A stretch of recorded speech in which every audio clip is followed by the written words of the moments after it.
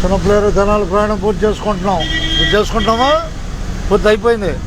మార్కెట్లో మన ప్రయాణం రాబోయేది బస్ స్టాండ్. ఇక ఆంధ్రప్రదేశ్ జనాలు కనపడుతుంది.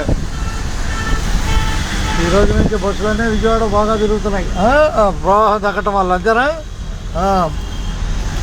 ఏపీఎస్ఆర్టీసీని అందరూ ఆదరించాలని కోరుకున్నాం. ధన్యవాదాలతో సరిగా మార్కెట్ ఇదే అండి.